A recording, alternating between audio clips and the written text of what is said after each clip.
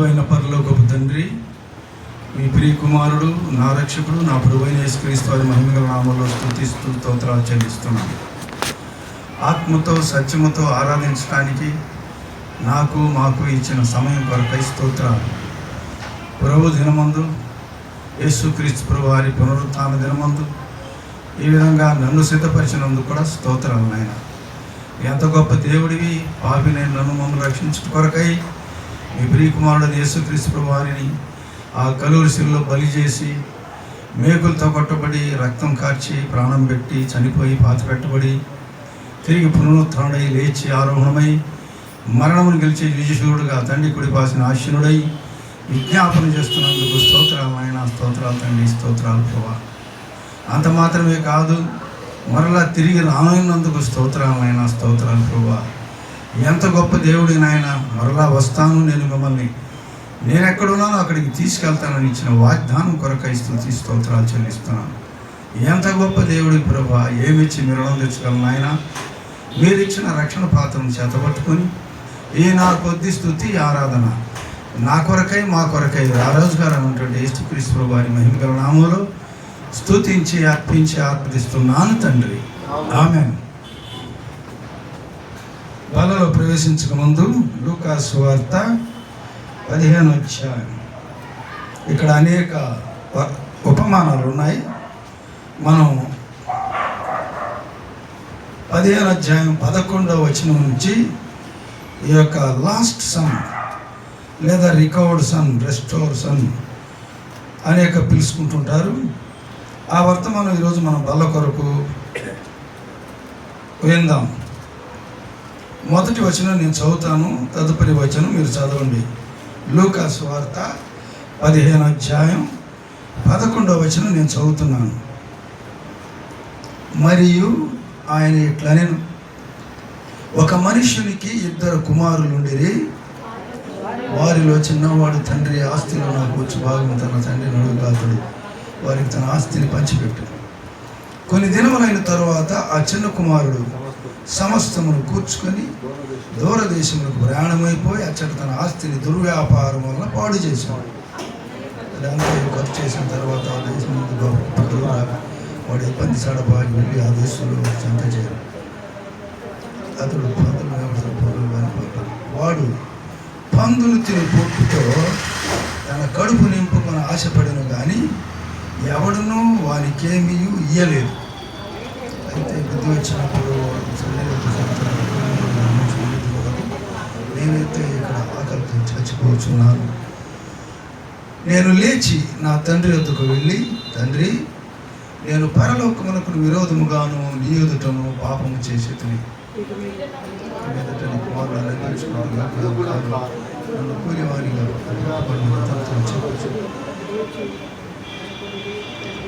వచ్చి వాడు ఇంకా దూరంగా ఉన్నప్పుడు తండ్రి వానిని చూచి కనికరపడి పరిగెత్తి వాని మెడ మీద పడి ముద్దు పెట్టుకొని, అప్పుడు ఆ కుమారుడు అతనితో, తండ్రి, నేను పరలోకమునకు విరోధంగా నీ ఎదుట పాపం చేసి ఇక మీద నీ కుమారుడు అనిపించుకుని ఇవ్వడం కాను. అయితే తండ్రి తన దాసులను చూచి ప్రశస్త వస్తువును త్వరగా తెచ్చి వీని కట్టి వీని చేతికి ఉంగరం పెట్టి పాదములకు చెప్పులు తొడిగించాడు. కోవిన దూడం తెచ్చి వధించుడి, మనం తిని సంతోషపడు. ఈ నా కుమారుడు చనిపోయి మళ్ళా బ్రతికిన తప్పిపోయి దొరకని చెప్పాను. అంతటా వారు సంతోషపడసాగిరి. చాలు. చదవబడిన లేఖనాలతో దేవుడు మనతో మాట్లాడినట్లు మరొక చిన్న ప్రార్థన చేస్తాను. పరిశుద్ధుడు అయిన పరలోకపు తండ్రి, కనికరించుము, కృప చూపించుము. కృపా సింహాసనం ఎందుకు వచ్చాం? మీ బిడ్డలం ప్రభా, మీ పాదాల దగ్గర తగ్గించుకుంటున్నాం. మాతో మాట్లాడుము, బల్లకు సిద్ధపరచు. మీ శరీరం, మీ రక్తాన్ని జీవాహారంగా ఇచ్చారు. యోగ్యులం కాదు నాయన. క్షమించి మీ శిలువ రక్తంతోనే కడిగి పవిత్రపరిచి యోగ్యులుగా చేసి మిమ్మల్ని ఆరాధించే బిడ్డలుగా మీ శరీర రక్తానికి సాదృశ్యమయ్యి బలలో పాలు పొందే విధంగా సిద్ధపరిచారు. స్తోత్రాలు నాయన. మీ మాటలతో మమ్మల్ని బలపరిచి యోగ్యత దయచేసి, అర్హత దయచేసి మహిమ తెచ్చుకోమని సైతాను అంధకార శక్తులను యేసు నామములో బంధిస్తున్నాం ప్రభా, దూరపరచు, అపాధికి లయపరచు, బిడ్డల్ని స్వస్థపరచు.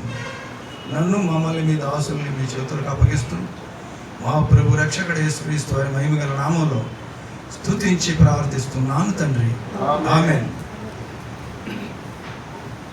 మనం అనేక సార్లు ఈ వర్తమానం వినే ఉంటాం. ఒక మనుషునికి 2 కుమారులు ఉన్నారు. జాగ్రత్తగా వినండి. అనేక సార్లు వినే ఉండొచ్చు, దేవుడు నాకు బయలుపరిచిని చెప్తున్నా. 2 కుమారులు, పెద్దవాడు చిన్నవాడు. సహజంగా ఈ లోకంలో పెద్దవాడే అడుగుతాడు ఆస్తి, కానీ బైబిల్లో చిన్న కుమారుడు అడుగుతున్నాడు. తండ్రి భయభక్తులతో పెంచినట్లుగా మనకు అర్థం అవుతుంది తర్వాత. మరి ఎవరి వలన ఇతను ప్రేరేపించబడ్డాడో తెలియదు, కానీ తండ్రి ఏం కావాలంట? ఆస్తిలో నాకు వచ్చు భాగం ఇయ్యి అన్నాడు. నువ్వు సంపాదించింది కాదు, తండ్రి సంపాదించాడు, మరి ఆయన కూడబెట్టాడు. మరి నీకు ఏ అధికారం చేత నువ్వు అడుగుతున్నావు? అర్థం కావట్లే. అయినా సరే తండ్రి దయాళుడు, ఇంకంత దూరం వచ్చింది, చేసేది ఏమీ లేదు. తన ఆస్తిని వారికి పంచిపెట్టాడు. ఎన్ని భాగాలు చేసి ఉంటాడు? ఆస్తిని ఎన్ని భాగాలు చేయాలి? ఇప్పుడు 2 కొడుకులకి ఇచ్చేసి నేనేం చేయాలి? గోరి పట్టేసుకోవాలా? కనుక 3 భాగాలు. తండ్రి వాళ్ళకి వచ్చే భాగాల్లో పెద్ద కుమారుడికి ఎంత వస్తుందో, చిన్న కుమారుడికి ఎంత వస్తుందో వారికి ఆస్తి మంచి పెట్టేశాడు. 2కి ఇచ్చేశాడు. పెద్ద కొడుకు తీసుకున్నాడు, చిన్న కొడుకు తీసుకున్నాడు. అయితే చిన్న కొడుకు కొంతకాలం అయిన తరువాత, అంటే కొంతకాలం తండ్రికి పక్కనే ఉన్నాడు. ఎదిగే కొంది తండ్రికి మరి ఎదురుగా ఉంటున్నాడు, పక్కనే ఉంటున్నాడు. ఇక అన్నీ తెలిసిపోతాయి విషయాలు. ఇతని లైఫ్ సరిగా ఉన్నట్టు మనకి బోధపడదు. కాబట్టి ఏం చేశాడు? కొంతకాలమైన తరువాత ఏం చేశాడు? సమస్తము సమకూర్చుకున్నాడు. అంటే మొత్తం క్యాష్ చేసుకున్నాడు. చేసుకొని ఎక్కడికి వెళ్ళాడు?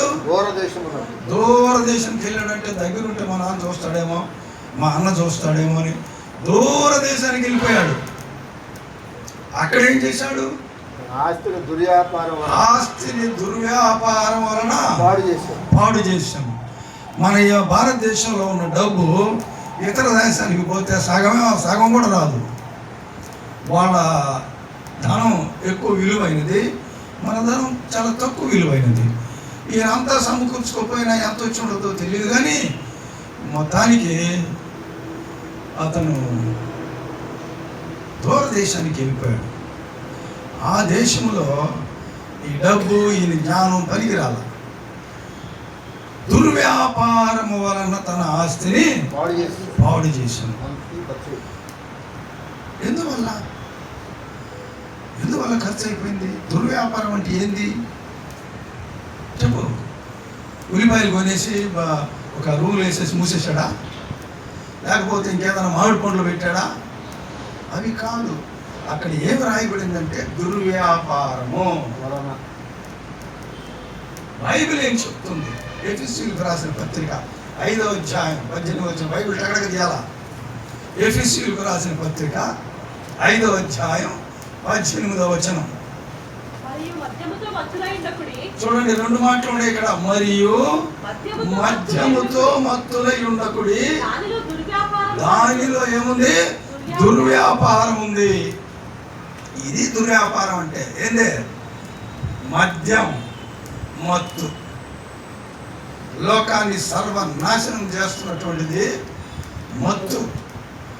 ఇంకా అనేక మత్తు పదార్థాలు ఉన్నాయి. ఇక్కడ ద్రాక్షారసము మురగబెడితే ఏమవుద్ది? మద్యం అవుతుంది. పిలిచిపోయిందనుకో మత్తు తయారవుద్ది. అందుకే మన ప్రభు ఇచ్చేటువంటి ఆయన శరీర రక్తాల్లో మత్తు లేదు. పరిశుద్ధమైన రక్తానికి సాదృశ్యం ద్రాక్షారసం. ఏ రోజుకి ఆ రోజే కలిపేది.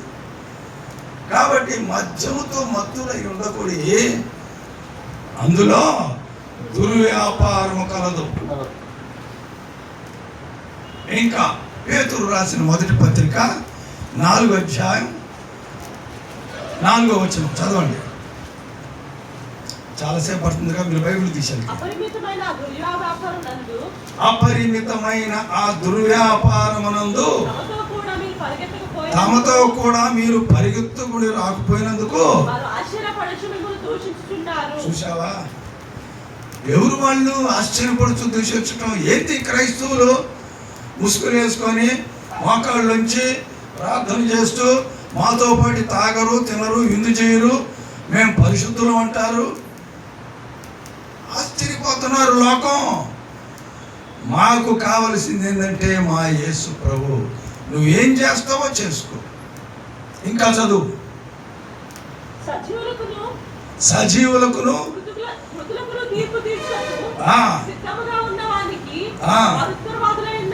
అది సజీవులు మృతులు. మేము బతికే ఉండ. ఏం బతుకుంది? ఆ కుక్క బతుకుంది, పంది బతుకుంది. అది ఒక బతికేనా? ఛాలెంజ్ చేసి చూసుకో. నీ బతుకు కరెక్టో, నా బ్రతుకు కరెక్టో? మృతుడవా, సజీవుడవా? తీర్పు తీర్చుటకు సిద్ధంగా ఉన్నాడు దేవుడు. జాగ్రత్త. ఈ మధ్యాహ్న కాల సమయంలో కళ్ళు తెరువు, చెవులు తెరువు, మనసు తెరువు, ఆలోచించు. దుర్వ్యాపారం అది. దానిలో పడ్డవాడు ఎవడు బ్రతికి బట్ట కట్టల. కాబట్టి మద్యముతో మత్తులై ఉండకూడదు, దుర్వ్యాపారంలోకి పోకూడదు. అందువలన ఈ చిన్న కుమారుడు తన ఆస్తి అంతా కోల్పోయాడు. వ్యాపారం అనేది కూడా ఒక పెద్ద ఆర్ట్. అది అందరి వల్ల కాదు, మోసపూరితమైనది. దేవుడు ఇచ్చేటువంటి సంతోషం, ఆనందంలో ఆ వ్యాపారంలో రాదు. అది నిన్ను నాశనానికి నడిపిస్తుంది. ఇప్పుడేమన్నాం కదా, మద్యముతో నీకు డబ్బు ఎక్కువ కొలది జబ్బు ఎక్కువ అవుతుంది. డబ్బు జబ్బు వాడి దగ్గర ఉండే రెండు. వాడికి ముఖ్యమైన వాళ్ళకి వాడు ఇస్తాడు. అయితే ఈ చిన్న కుమారుడు తన ఆస్తి అంతా దుర్వ్యాపారం వలన ఖర్చు చేసి పాడు చేశాడు. ఏం చేయాలా? అట్టి వాడిని ఇప్పుడు ఏం చేయాలా? మన లోకంలో ఒక సామెత ఉంది, బెల్లం ఉన్న చోట ఈగల ముసత. వీడి దగ్గర డబ్బు ఉన్నంత కాలం స్నేహితుల దగ్గరికి పోయి చూడు. ఒకరోజు మీ వాళ్ళ ఇంట్లో ఉండమని చెప్పు. నిన్ను మా ఇంట్లో మా చెల్లెలు అక్కలు ఉంటారా, ఏడెక్కలుంటారా, కావాలంటే డబ్బులు కావాలంటే సహాయం చేస్తానంటాడు ఒకడు. ఇంట్లో మాత్రం ఉంచుకోడు. ఏ స్నేహితుడు ఉంచుకోడు. ఒక్క యేసు ప్రభువే తన బిడ్డల్ని తన దగ్గరికి రానిచ్చేవాడు, ఉంచుకునేవాడు. ఈ మధ్యాహ్న కాల సమయంలో దేవుని బిడ్డలారా, ఈ చిన్న కుమారుడు ఆ దుర్వ్యాపారం వల్ల ఎప్పుడైతే ఆస్తి పాడైపోయిందో వెంటనే ఏమొచ్చిందా? ఆ దేశమందు గొప్ప కరువు వచ్చింది.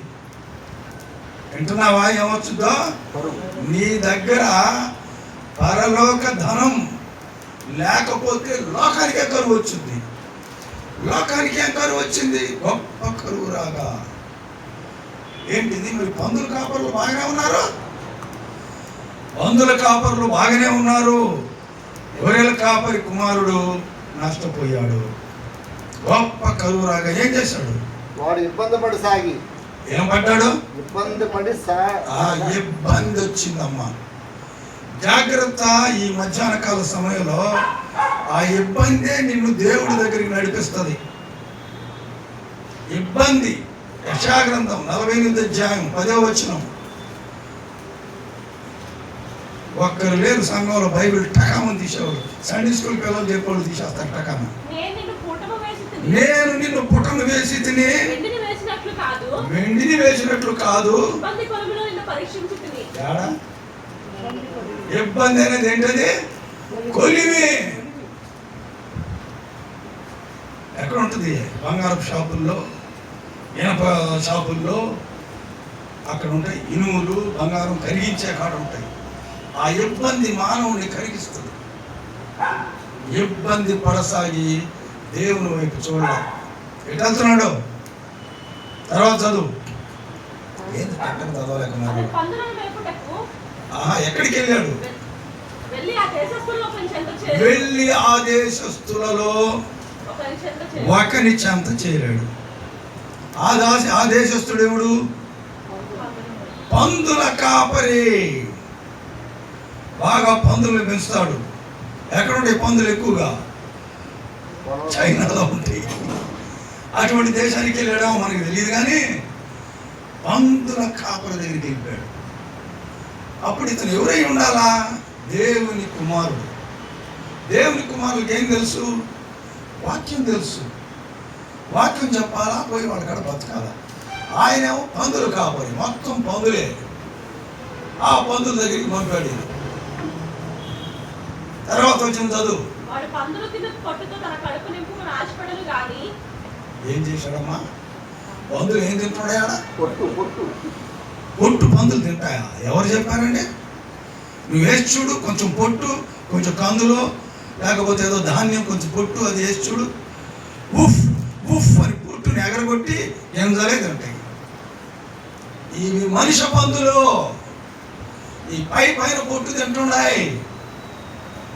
ఎట చేయాలి ఇప్పుడు? ఏంటి అసలు ఈ పొట్టు? కొరింథీయులకు రాసిన 2వ పత్రిక 7వ అధ్యాయం 10వ వచనం. త్వరగా తీయాలా బైబిల్.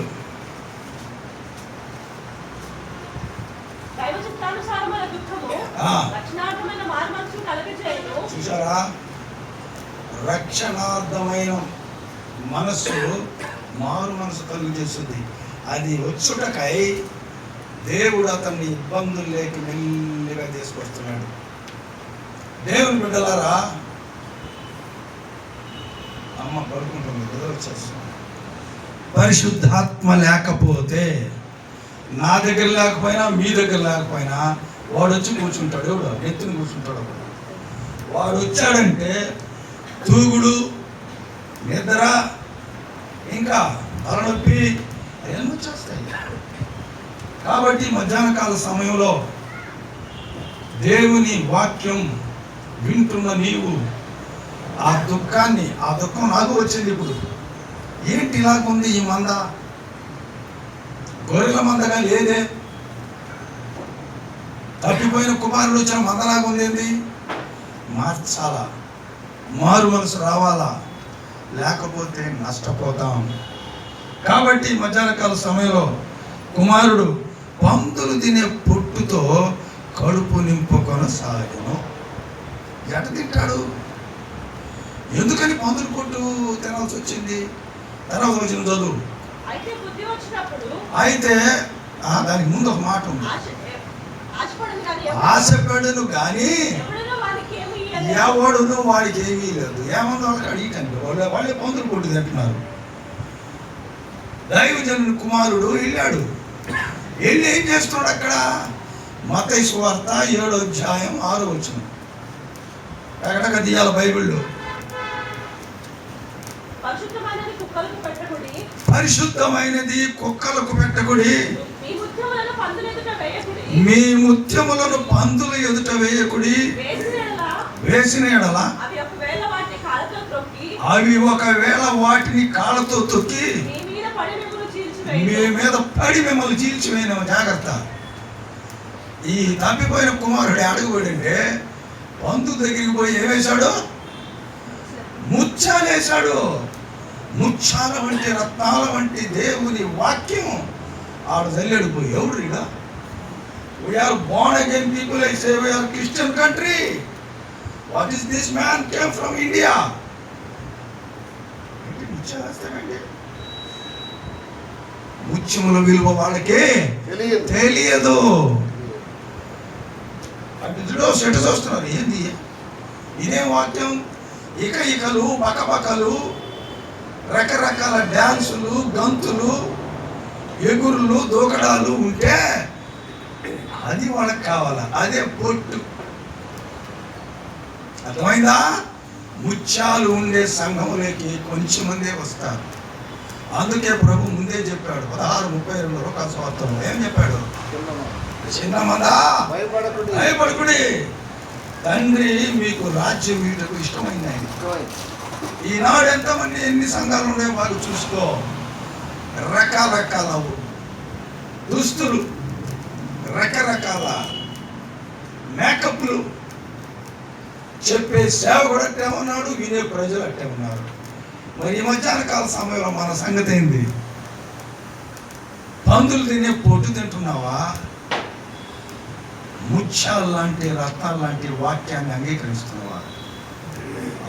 అయితే పొట్టు అనేది ఎక్కడ ఉంటుంది? పొట్టు ఎప్పుడు పొట్టు బయటపడుతుంది? గింజ బయటకు వచ్చినప్పుడు. అంటే సపరేషన్ జరుగుతుంది ఈ లోకంలో. పొట్టు అగ్నితో కాల్చివేయబడుతుంది, జాగ్రత్త. గింజల్ని ఆయన కొట్టులో పోసుకుంటాడు. పొట్టు కొట్టు రెండు ఉంటాయి ఎక్కడైనా బైబిల్లో చూడు. పెద్ద కుమారుడు, చిన్న కుమారుడు. అట్లాగే పొట్టు ఒక పక్కకు వస్తుంది, గింజలు ఒక పక్కకు వస్తున్నాయి. ఈ పొట్టు పైన చేయటం. ఇర్మియా గ్రంథం 6వ అధ్యాయం 8వ వచనం చదువు, లేదా 13 చదువు, ఏదైనా ఒకటే. 8:13. మేము జ్ఞానులమనియు యెహోవా ధర్మశాస్త్రం మా యుద్ధం ఉన్నదనియు వీరేలందరూ నిజమే కానీ శాస్త్రుల కల్లకలము అబద్ధములు. ఏది కల్లకలం అంటే? కళ్ళ అంటే అబద్ధం, కలం అంటే పెన్ను. కల్లకలం ఇంగ్లీష్లో చూడు, క్లియర్ ఉంటుంది. ఇంగ్లీష్లో చదువయ్యా. Jeremiah 8:13. How can you say we are wise and the law of the How can you say we are wise and the law of the Lord with us? and the law of the Lord with us? Look the false pen. ఏం pen? False pen. False pen. పెన్నే false. దొంగ సంతకాలు చేయడానికి ఒక pen, ఆఫీసులో duty చేసేటప్పుడు ఒక pen. Falls pen. కళ్ళకలం అంటే ఏదో చదువుకుంటూ వెళ్ళిపోతున్నాం మనం. జాగ్రత్త. అబద్ధములు బోధించేటువంటి సేవకులు ఎంతమంది ఉన్నారో ఈనాడు వాళ్ళ కడికే పరిగిస్తున్నారు జనం. సత్యమును గురించి సాక్ష్యం ఇచ్చుటకు నేను పుట్టానని యేసు ప్రభు. సత్యమును గురించే సాక్ష్యం ఇచ్చేవాళ్ళు అందరూ ఆయన దగ్గరికి వస్తారు. అబద్ధములు కళ్ళకలం దగ్గరికి పోరు. ఈ మధ్యాహ్న కాల సమయంలో చదువు, అదే ఇర్మియా గ్రంథం 6వ అధ్యాయం 13వ వచనం చదువు. ఎంతసేపు చదివారు? అల్పులేమి ఘనులేమి వారందరూ మోసము చేసి దోచుకునేవారు. లోకం ఎట్టుందో చూడు. దోపిడి వ్యవస్థ అయిపోయింది సంఘాలు ఈనాడు. దోచుకోవడమే పని. చదవండి. ప్రవక్తలేమి యాజకులేమి అందరూ వంచకులు అంటే మోసం చేసేవాడు. చదువు. సమాధానము లేని సమయమున ఇప్పుడు సమాధానం ఉంది ఎక్కడన్నా? సమాధానం ఉందా? లేదు. ఎక్కడ చూసినా కల్లకలం, కల్లోలం. దేవుని బిడ్డలారా, మధ్యాహ్న సమయంలో గ్రహించు, మనసు తెరుచుకో, కళ్ళు విప్పు. Open your eyes. అప్పుడు నీకు అర్థమైపోద్ది. విను బాగా, చెవు తెరువు. చెవులకు సున్నతంట. దేవుని వాక్యం చదువుతుంటే నీకు ఆశ ఉంటే అవి ముత్యాల్లా కనపడతాయి. లేదంటే ఇవేంటి మాకు చెప్పే, మా దేశమే క్రైస్తవ దేశం. మారు మనసు వారు ఎరగరు. సమాధానము లేని చోట సమాధానం అని చెప్పుచు నా ప్రజలకున్న గాయములు పైన మాత్రమే బాగు చేయుదురు. ఇది పొట్టు. అర్థమైందా? లోపల గింజ పొట్టు కాదు. ఎప్పుడు ఆ పొట్టుని అలా ఉంచాడు. ఆ పొట్టు తీసివేయబడిన తర్వాత విత్తనం బయటకు వస్తుంది. నువ్వు భూమిలో పాతి పెట్టినా సరే ఆ పొట్టు తనకై తాను విచ్చుకుంటుంది. వర్షపు చుక్క తగలగానే ఆ విత్తనం పగిలిపోయి తనలో ఉన్నటువంటి ఆ చిగురు స్ప్రౌట్ బయటకు వస్తుంది. అదే మహావృక్షం అయిపోద్ది. పొట్టు తొలగిపోద్ది. పొట్టు పనికి రాదు. ఈ పొట్టును తినే పందుల దగ్గరికి వెళ్ళాడు. ఈయన పైన బాగు చేస్తారు. మరి ఈ మధ్యాహ్న కాల సమయంలో నువ్వు జ్ఞాపకం చేసుకో, నువ్వు పొట్టువా గింజవా తెలుసుకో. నువ్వే చిన్న కుమారుడు తెలియక ఈ పందుల దగ్గరికి వెళ్ళాడు. ఈ పందుల కాపరి ఏం చేశాడంటే, చదువు లూకాసు వార్త.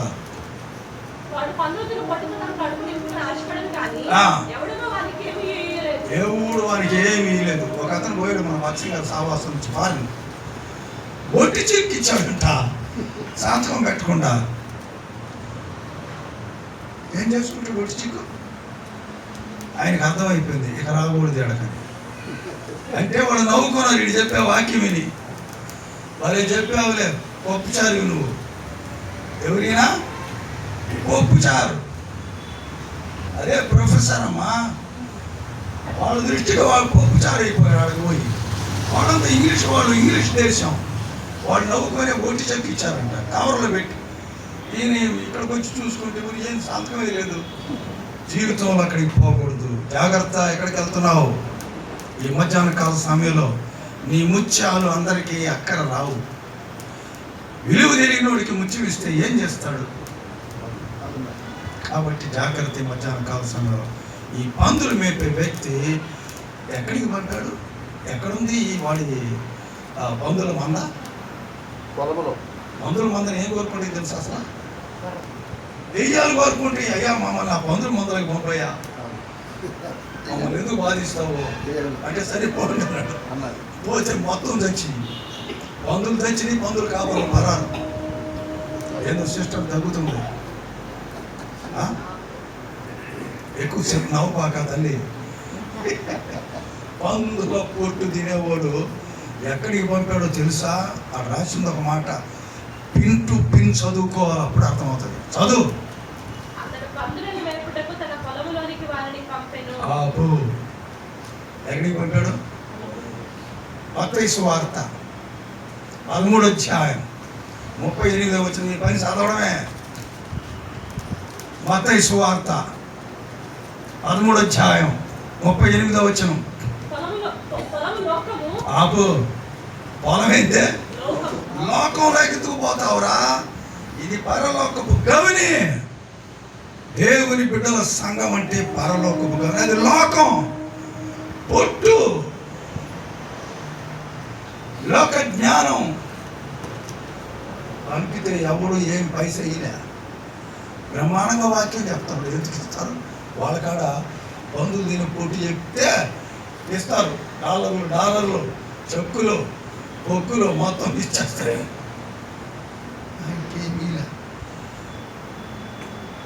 మరి ఇప్పుడు ఏం చేయాలా? తలబట్టుకొని కూర్చున్నాడు. ఏం చేయాలి? ఎవరు గుర్తొచ్చారో చూడు. అయితే బుద్ధి వచ్చినప్పుడు, ఇంతకు ముందు లేదా బుద్ధి? అసలు బుద్ధి ఆడుంది? అడుగు. ఏమైనా లోకస్తులు దేవుని వాక్యం చెప్తుంది ఎక్కడుందో బుద్ధి. కొలస్సీయులకు రాసిన పత్రిక 2వ అధ్యాయం 3వ వచనం చదువు. చాలా రేటింగ్ చదువుతున్నారు. బట్టి టకాన్ తీయాలి. బుద్ధి జ్ఞానముల సర్వ సంపదలు ఆయన యందు గుప్తములై ఉన్నాయి. అంటే గుప్తం అంటే ఏంటి? దాచిపెట్టి పెట్టాడు. ఎవరి కొరకు? మన కొరకు. అబ్బా, ఎంత మంచి మాట అవుతుంది. మరి ఏ కావాలి నీకు? ఇది కావాలా, అది కావాలా? లోక జ్ఞానం, దయ్యముల జ్ఞానం అది. బుద్ధి జ్ఞాన సర్వ సంపదలు. నా బిడ్డలు వస్తారు నా కోసం, నా గొర్రెలు నా స్వరం వినును వస్తాయి. మీరు రాకపోతే పోండి, మాకేం అవసరం లేదు. నా గొర్రెలు నా స్వరం వింటే వస్తాయి. వేసుకుని బుద్ధి జ్ఞాన సర్వ సంపదలు ఆయన దాచిపెట్టి ఉంచాడు. తండ్రి కదా, నా బిడ్డలు తప్పిపోతారు, తిరిగి మరలా నా దగ్గరికి వస్తారు. ఆయనకి తెలుసు, ఆయన సృష్టికర్త. అయితే ఇంతకుముందు నీకు బుద్ధి లేదా? ఉండదు. చిన్నపిల్లడు ఎప్పుడన్నా పడినప్పుడు చూడు, మనం ఎవరు చూడకపోతే వాడే లేచి వస్తాడు. నువ్వు చూసావా? గమనించావు? నేను గమనించా. అటు ఇటు చూస్తాడు. అరే అన్నావా? దయ్యముల జ్ఞానం. చిన్నపిల్లలు ఏడ పాపం ఉందంటే ఉంది, పుట్టుకతోనే ఉంది. అది లోపల ఉంది, అది దాగి, అది బయటికి రాదు. సమయం వచ్చినప్పుడు వస్తుంది. దేవుని బిడ్డలారా, యాకోబు రాసిన పత్రిక 3వ అధ్యాయం 15వ వచనం తీయాల టకటక. ఈ జ్ఞానము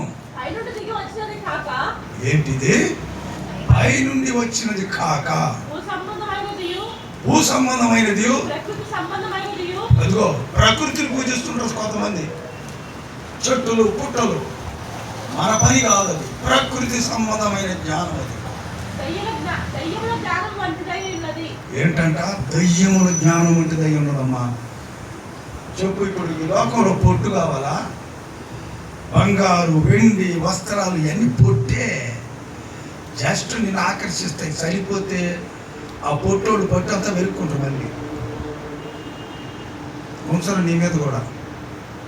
అది ఈ లోకములో విలువైనవి. లోక జ్ఞానం, ప్రకృతి జ్ఞానం, దయ్యముల జ్ఞానం ప్రవేశపెట్టి ఇవి దేవుని బిడ్డలకు అందకుండా చేస్తా ఉన్నాయి. అయితే చదువు. ఇప్పుడు చదివింది యాకోబు పత్రిక 3వ అధ్యాయం. చదివేశావు.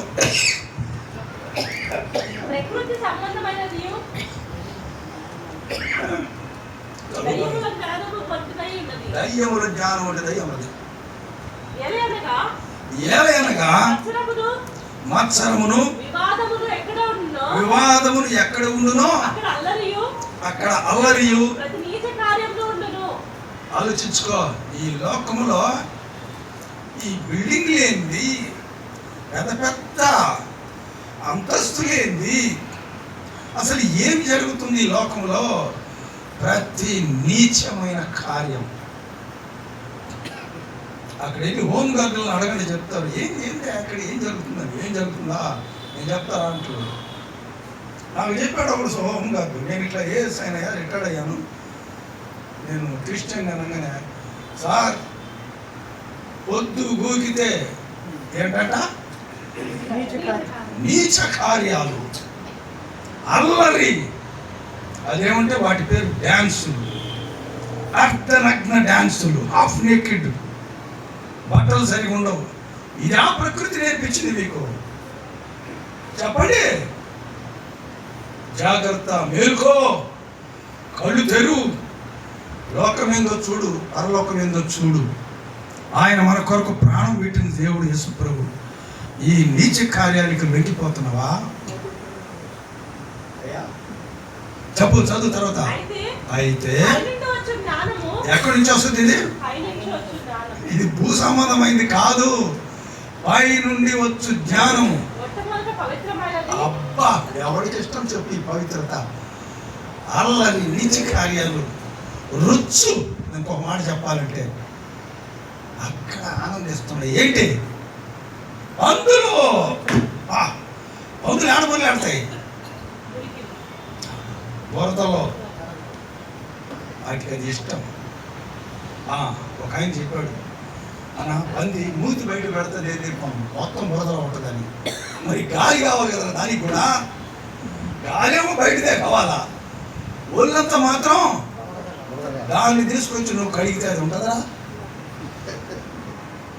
పేతురు రాసిన 2వ పత్రిక 2వ అధ్యాయం 22వ వచనం చదవాలి మీరు.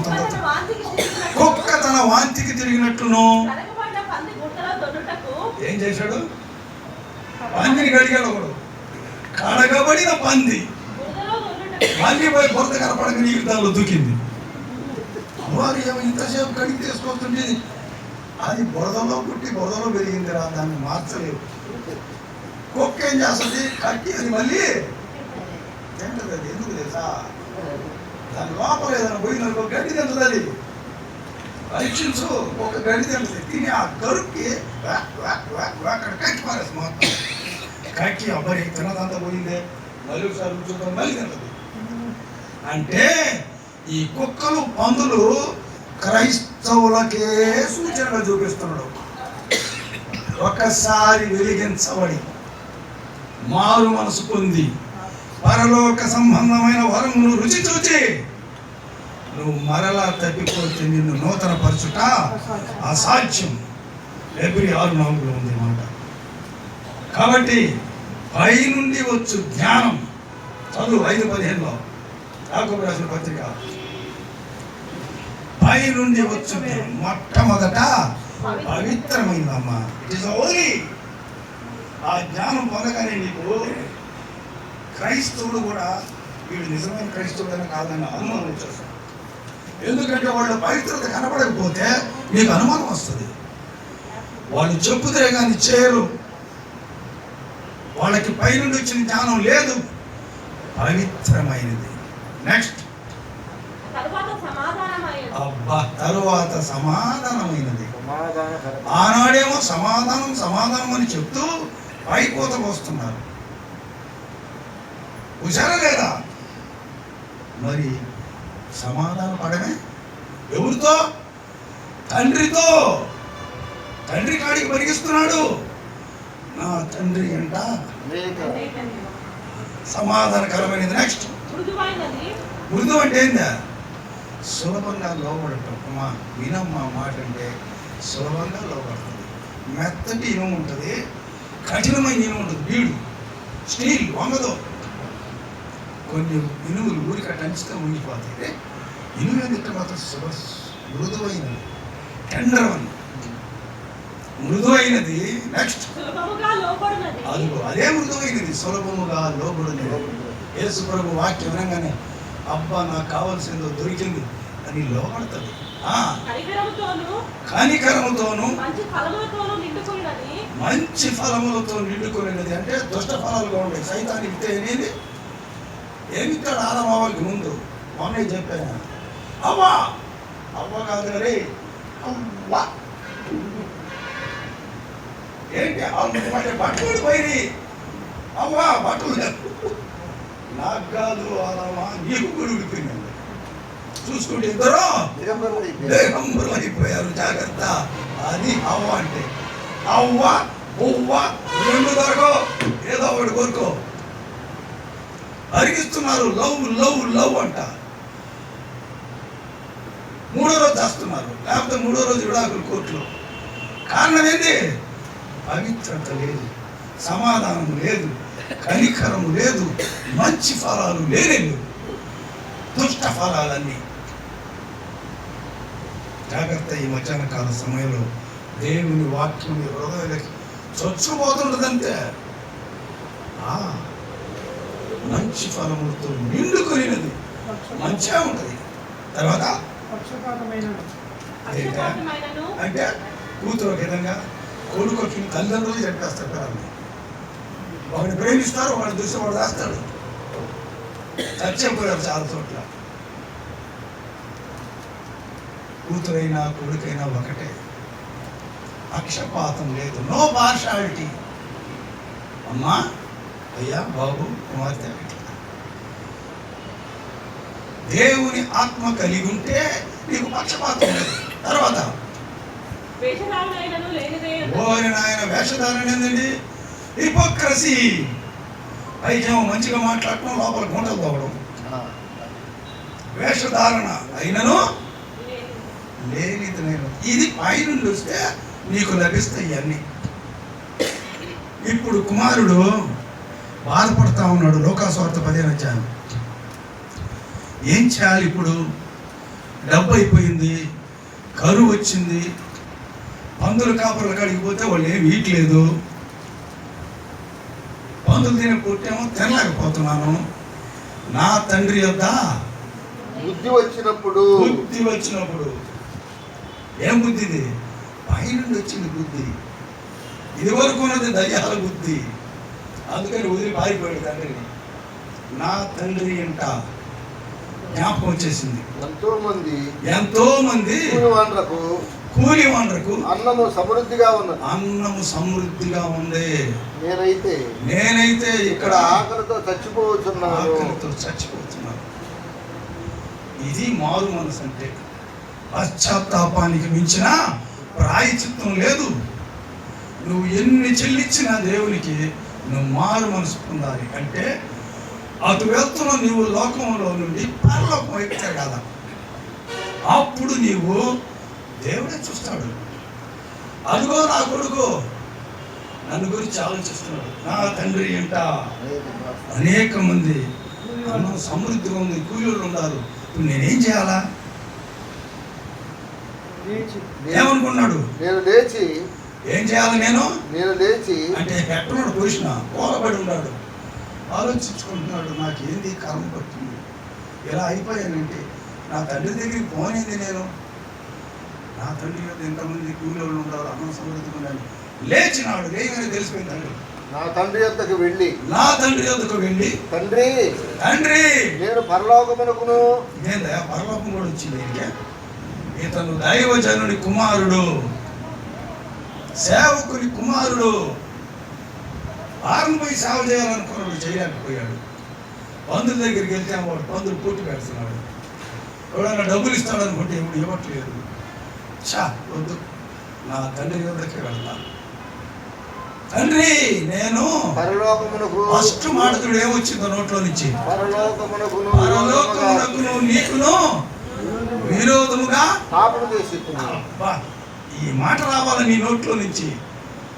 మేము పరిశుద్ధులు, మేము పుట్టడు, మేము ఆ జాతి ఈ జాతి, ఒక జాతి 10 జాతి. కడగబడిన పందేమో బోధలేకపోతుంది, కక్కిన వాంతి తినడానికి కుక్క పోతుంది. ఏం పవిత్రత, ఏంది పరిశుద్ధత నీది? వేస్ట్. అనికి రావు, అగ్నిలో నిలవో కాలిపోతావు, జాగ్రత్త, నరకపాత్రుడు అయిపోతావు. ఈ మధ్యాహ్న కాల సమయంలో జాగ్రత్తగా విను దేవుని వాక్యాన్ని. నేను లేచి నా తండ్రి యొద్దకు వెళ్తాను, నీకును పరలోకమునకు విరోధముగా పాపము చేసి తిని అని ఇక మీదట నీ కుమారుడునని అనిపించుకున్నట్టు యోగ్యుడును కాను. ఎంత కన్ఫెషన్ అండి ఇది. It is called sin, confession of since. పాపములు ఒప్పుకొనుట. ఒప్పుదల అనేది ఉండాలి నీలో రావాలా. రావడమే పాస్టర్ దొంపదాగా వీళ్ళు ఏమైనా చర్చిలకి వెళ్ళినట్టు కూడా కనపడాల.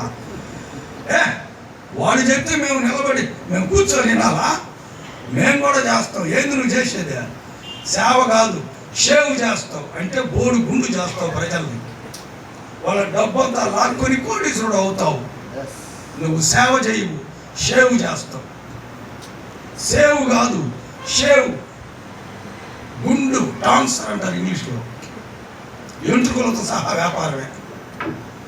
నేను కోట్ల రూపాయల ఎంట్రుకల వ్యాపారం తెలుసా నీకు? చెక్కెంట్రుకలు కొంటామంట వస్తారు. ఏంద్ర ఎంట్రుకలు కొనేది ఏంద్రా? వ్యాపారం. కాబట్టి నా తండ్రి యొద్దకు వెళ్ళి నేను పాపం చేస్తున్నాను అనుకుంటా. నేను నీ కుమారుల్లో అనిపించుకోవడానికి యోగ్యుడు కానంటే యోగ్యత పోయింది. ఇప్పుడు ఏం చేస్తాడంట? నన్ను నీ కూలి వారిలో ఒకనిగా పెట్టుకోమని అతనితో చెప్పుతా అనుకొని. అది అనుకున్నాడు మనసులో. ఆయన అన్నేలే. నీ మనసు మాటలు తండ్రి అయిన దేవునికి వెళ్ళిపోతాయి. నీ మనసు మారిపోతే తండ్రికి నక్షత్రం వాళ్ళు మెరుస్తూ ఉంటుంది నీ మనసు.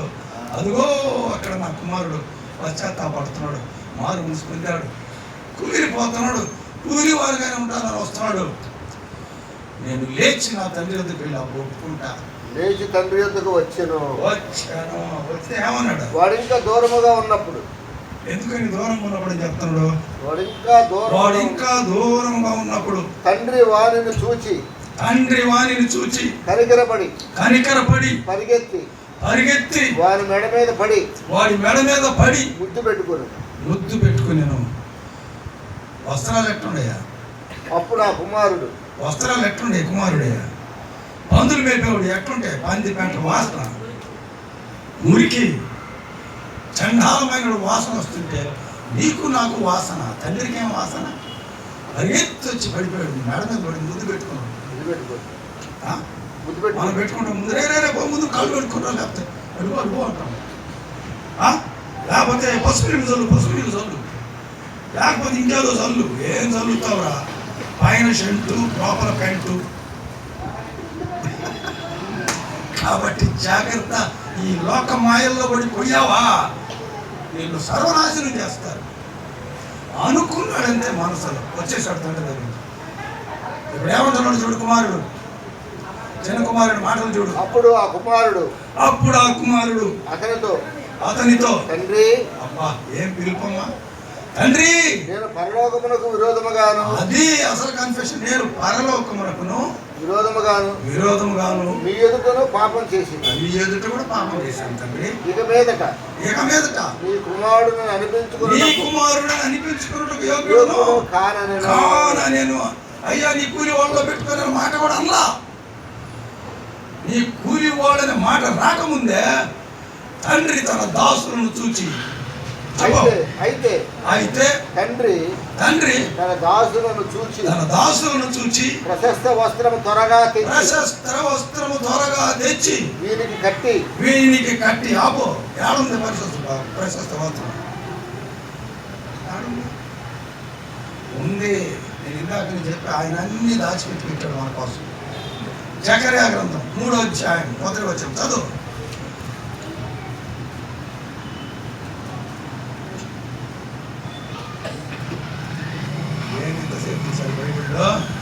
జకర్యా గ్రంథం 3:1.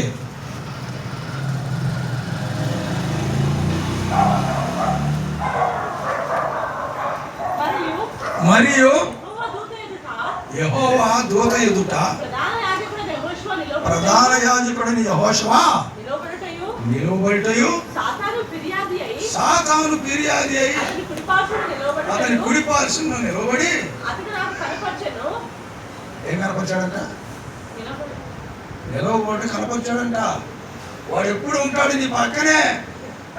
ఆయన తీసుకున్నావా? ఆయన చూడు, దావీదు నా సేవకుడు అంటే చూడు చూడు చూడు సేవకుడు ఏం చేస్తున్నాడు. అరే రే దేవుణ్ణి దూషించుటకు హేతువైతువే. ఎవరు దూషించేది? శత్రువులు, సైతాను. వాడి దోతలు ఎప్పుడు మన మీద నేరాలు మోపుతానే ఉంటారు. ఎక్కడో దగ్గర తప్పు చేస్తానే ఉంటాం మనం. అందుకే పరీక్షించుకోవాలా. వాడు మీదకి వచ్చి ఇట్లా అంటాడంతే.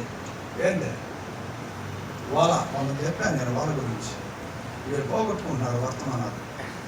కాబట్టి వాడి వలలో పడితే కాడే.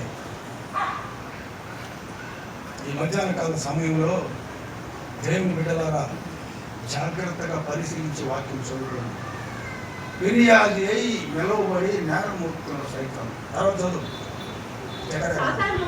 సాతాను యెహోవా నిన్ను గద్దించును, యెరూషలేమును కోరుకునే యెహోవా నిన్ను గద్దించును. అద్దుగో ఇందాక నేను చెప్పాను. నేను ఎక్కడ ఇబ్బంది కొలిమిలో కూటమి వేశాడు. ఇతను అగ్నిలో నుండి కొలివలే ఉన్నాడు కదా. యెహోవా దూత సాతానుతో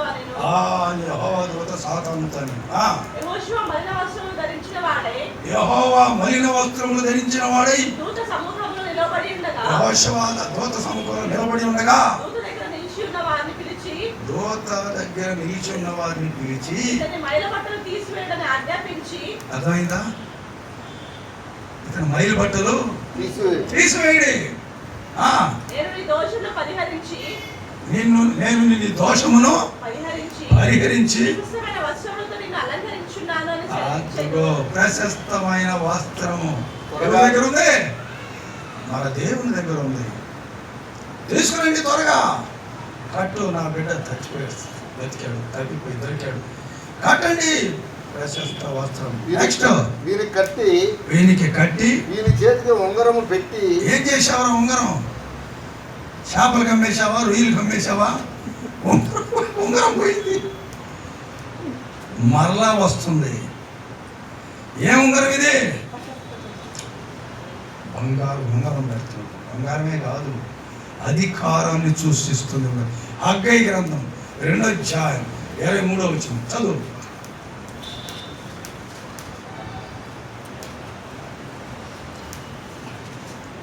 ఏం పిల్లల భక్తులు నాకు స్టడీ స్కూల్ పిల్లలు తెలియజేస్తున్నారు. నా సేవకుడు అయిన శైల్తీయేలు కుమారుడు అయిన జెరుబ్బాబెలు నేను నిన్ను ఏర్పరచుకొని ఉన్నాను కనుక ఆ దినమున నేను నిన్ను తీసుకొని ముద్ర ఉంగరముగా చేస్తున్నాను. ముద్ర ఉంగరం ఇంకా ఆదికాండం 40-42 కూడా ఉంది. ఏమనంటే ఫరో తన ఉంగరం ఎవరికి ఇచ్చాడో? యోసేపుకి ఇచ్చాడు. కాబట్టి జాగ్రత్త. ఇంగ్లీష్లో చదువు 2:23 సాకై and destroy the strength of the Gentile kingdom. I will overthrow the chariots and those who ride in them. Haggai 2:23 Haggai. In that day says the Lord of hosts, I will take you Zerubbabel my servant, the son of Shilti, says the Lord, and will make you as sacred tree. చూసావా English లో రాసి ఉందో, I will make you as a cyanide ring. ఇక్కడ ముద్రమరం అని రాసి ఉంటుంది. పూర్వం మీరు సినిమాలు చూసా ఉంటారుగా, ఉంగరం ఉంటారు, రాళ్ళకి రాజులకి ఉంగరం ఉంటాయి. శత్రువులు ఇచ్చారనుకో పై ముద్ర తీస్తారు, వేసేసుకుంటారు. ఏంది సైనెట్, విషము. అందుకు ఉంగరాలు పెట్టుకునేది. శత్రువు వాడి చేతులు దొరికితే చిత్రహింసలు, సావనీడు బతకనీడు. అందుకని ఉంగరం తీసి టక్కన నోట్లు వేసేసుకుంటారు. సైనెట్ రింగ్ అని ఇంగ్లీష్లో కరెక్ట్ రాశారు. ముద్ర ఉంగరం కూడా కరెక్టే, ఆ ముద్రిస్తే చెల్లుద్ది. కాబట్టి క్రీస్తు పూర్వమే సైనెట్ గురించి రాశారు. ఈనాడు సైంటిస్టులు మేము కనుక్కున్నాం అంటారు. ఏం కనుక్కున్నాడు? గాలిలో భూమిని వేలాడదీశాడంట. లేకపోతే ఎవరు మోస్తున్నారంట? అమ్మ మోస్తా ఉన్నిందంట, చేయిలో పుట్టిందంట, చేయి మార్చుకుందంట, భూమి దడ ఉనికిందంట. ఒరే ఎన్నిసార్లు మార్చుకుంటుందా చెయ్యి? ఏందిరా ఈ మాటలో? ప్రకృతి సంబంధమైన జ్ఞానము, దయ్యముల జ్ఞానం. ఈనాడందరూ ఒప్పుకున్నారు. భూమి గాలిలో వేలాడదీయబడింది, మళ్ళీ తిరగతుంది. నీళ్లలో నుంచి తీశాడు భూమిని ఆది కాలంలో. మరి అన్నీ సత్యమే, అన్నీ ఒప్పుకుంటాం. కానీ మీరు వాక్యం చెప్తే మేము కూర్చోం కింద, మేమే చెప్పాలి. ఏంది నువ్వు చెప్పేది? గోంగూర చెప్పలేవు. నువ్వు గోంగూర మాంసం కలుపుకొని తింటావు, కానీ నువ్వు చెప్పలేవు. నీ వల్ల కాదు. రా, 2-3 రోజులు ఉపవాసం ఉన్నాం. 3వ రోజు కూడా ఉండవు, సాయంత్రానికే పారిపోతాం. ఇది అగ్ని కొలిములో నుంచి తీసినటువంటి ప్రశస్తమైన వస్త్రం ఇచ్చాడు ప్రభు మనకి. దేవుని బిడ్డలారా, ఇప్పుడు ఉంగరం పెట్టాడు. తర్వాత ఏమి ఇచ్చాడు చూడు, లోకాసువార్త 15వ అధ్యాయంలో. పాదములకు చెప్పులు తొడిగించుడి. చెప్పులేమైనా స్లిప్పర్స్ అటువాడి ఇటువాడి తెగిపోయి ఊడిపోయింది, కరువు వచ్చినాయి, డబ్బు అంతా అయిపోయినా. స్లిప్పర్స్ కొనుక్కోవడానికి కూడా డబ్బులు లేవు. అంతేనా? అయ్యా నా చెప్పులు. ఎఫెసీయులకు రాసిన పత్రిక 6వ అధ్యాయం 15-16 చదవండి.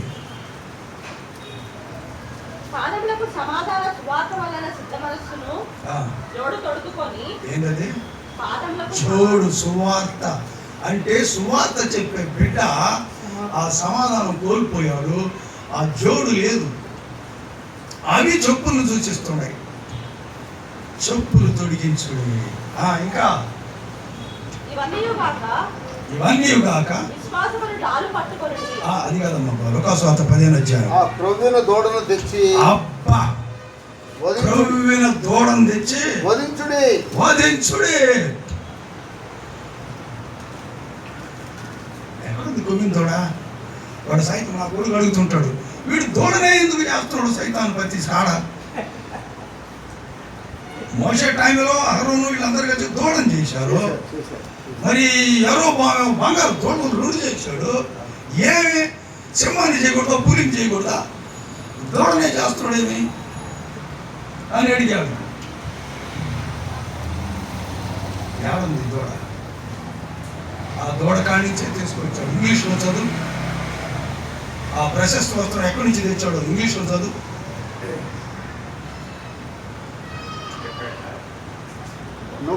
లోకాసువార్త 15.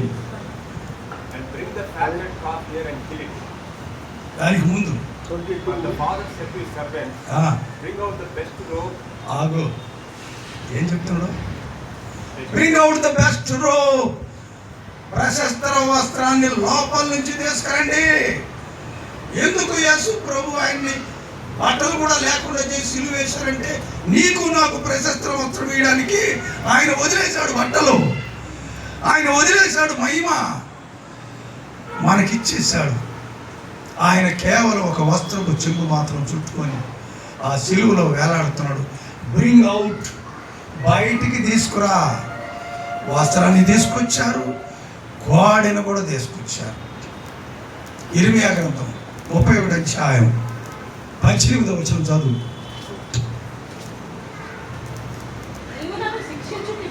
నీవు నన్ను శిక్షించితివి, కాడికి అలవాటు పడని. అరే అరే అరే అట్ట కాదు నాయన, కాడికి అలవాటు పడని కోడె దెబ్బలకు లోబడినట్టు. ఎక్కడ కామా లేకపోతే మనం పెట్టుకోవాలా? దెబ్బలకు లోబడినట్లు నేను శిక్షకు లోబడుతున్నాను. ఎవరా? ఎనిమిది రాష్ట్రంలో యేసుప్రభు గురించి ఎప్పుడన్నా కాడి పెట్టారు ఆయన మీద? ఏనాడు పెట్టాల. అయితే దెబ్బలు కూడా కొట్టుకోలే. నీ నిమిత్తము నా నిమిత్తము శిక్షకు లోబడ్డాడు యేసుప్రభు ఈ మధ్యాహ్న కాల సమయంలో. అందుకు ఈ కోడిని జగదుత్పత్తి మొదలుకుని మన కొరకు దాచి ఉంచాడు. బ్రింగ్ అవుట్ ద రోప్, ప్రశస్త వస్త్రం, కోడిని కూడా తీసుకురా, వధించు. ఇంకా ఏం చేయాలంట? సమాధాన పడాలంటే కోడిని వధించాలి. సంఖ్యాకాండం 15:8 సమాధానం కావాలంటే కోడిని వధించాలి. సంఖ్యాకాండం 15:8 మొక్కుబడి చెల్లించుటకైనను యెహోవాకు సమాధాన బలి నర్పించుటకైనను నువ్వు దహన బలిగానైనను ఆ కోడె దూడను సిద్ధపరచాలా. మనకి చెప్పడం కాదు, తండ్రి మన కొరకు చేసి పెట్టాడు. ముందు ఆయన చెప్పుతాడు, ఆయన చేస్తాడు. మనుషుడు చెప్తాడు కానీ చేయడు. ఈ మధ్యాహ్న కాల సమయంలో ఏం మాట్లాడుతున్నావు, ఏం చెబుతున్నావు, ఏం వింటున్నావు? ఆ కోడిని తీసుకొచ్చి వధించుడి. కొరింథీయులకు రాసిన మొదటి పత్రిక 5:7